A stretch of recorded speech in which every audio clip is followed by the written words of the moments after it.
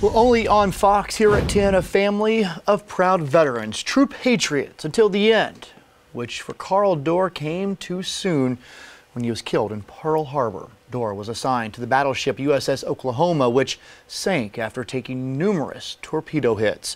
For almost 77 years, his remains were unidentified, but the Anderson sailor has recently been accounted for, and his remains will be returned to his family for burial with full military honors. Fox Carolina's Kayla Conboy sat down with his family today to find out more about Dorr's life. So, Kayla, what did they have to say about this long process to bring him home?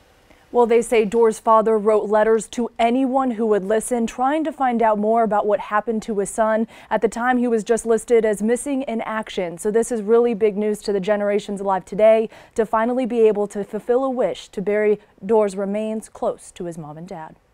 It means everything to us, just to, get some closure on the whole thing. The closure they've been searching for 77 years. They've heard the horrific stories and the acts of bravery, but never knew what happened to Carl David Dorr. That's one of those things that happened that everybody remembers where they were on that day. Everybody remembers when Kennedy was assassinated.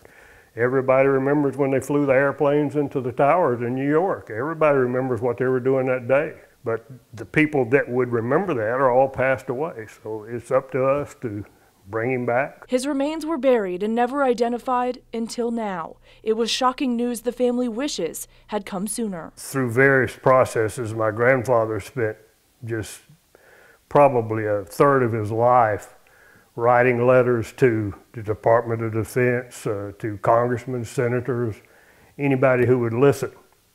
And he just never got any results. Passing away without answers. Instead, just one wish. We could choose to bury him anywhere we wanted to, even Arlington Cemetery in Washington, D.C.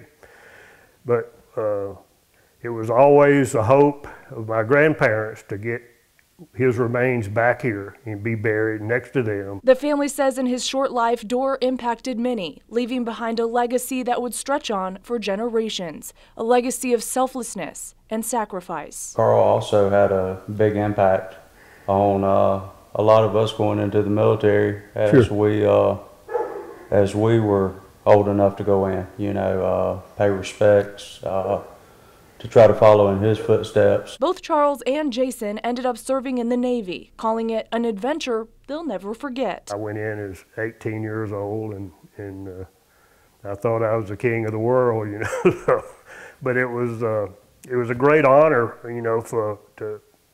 to be associated with the United States Navy that some of my uncles had served as well. But as they wait for the remains to arrive, they're also thinking about the other 428 crewmen killed in the attack. We want to honor our family member, Carl, but also honor the ones that were not as fortunate, to have their loved ones back. Dorr, like many others, has his name etched on the walls of the missing at the Punch Bowl, but a rosette will be placed next to his name to indicate he has been accounted for. Cody? So, Kayla, do we know anything about the funeral arrangements for Mr. Dorr? The visitation and the service will be on December 7th, the anniversary of Pearl Harbor. They will be held at the Thomas McAfee Funeral Home. Anyone is invited to attend. They're hoping for a big turnout. The visitation starts at 10 a.m. and the service will follow at 11. Cody and Diana, back to you.